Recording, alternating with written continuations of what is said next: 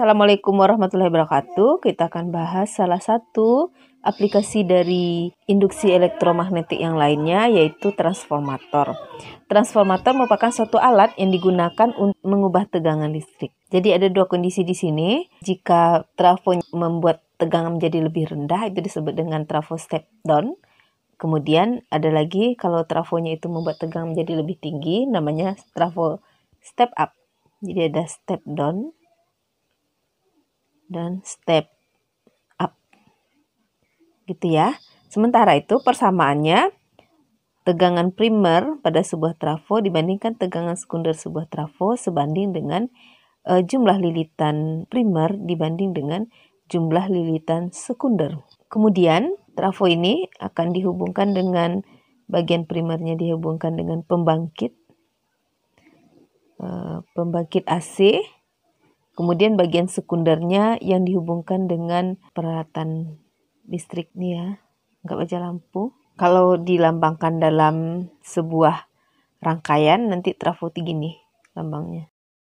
Kemudian yang kedua teorinya adalah bahwa kalau trafo itu ideal, maka artinya daya pada kumparan primer sama dengan daya pada kumparan sekunder. Namun untuk trafo yang tidak ideal, dan inilah sebenarnya trafo yang nyata bahwa tidak ada trafo yang ideal yang 100% kan. Maka ada istilah efisiensi trafo, yaitu daya sekunder dibagi dengan daya primer kali 100%. Nah, kalau trafo ideal itu efisiensinya adalah 100%.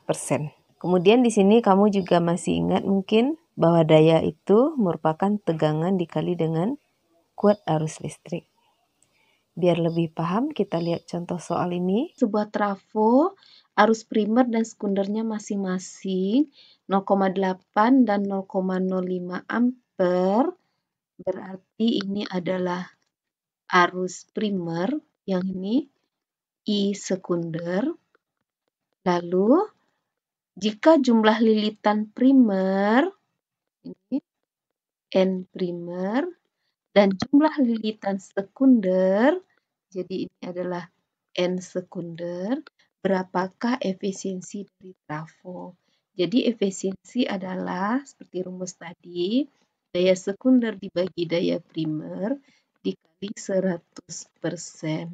Sama dengan daya sekundernya adalah daya sekunder, ini rumus daya kan V kali I, berarti V sekunder dikali V dikali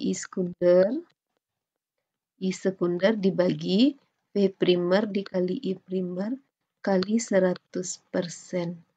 Sama dengan V sekunder dibagi V primer, nah di sini karena V-nya tidak diketahui, maka kita lihat hubungan bawah, maka di sini jadinya boleh V-nya diganti dengan N. N sekunder dibagi N primer dikali I sekunder dibagi I primer kali 100%. Nah, kita tinggal memasukkan harga saja. N sekunder 800, N primernya adalah 100, kali I sekundernya 0,05 dibagi 0,8 kali 100%. Sama dengan 50%. Nah, beginilah cara membahasnya. Semoga kamu paham.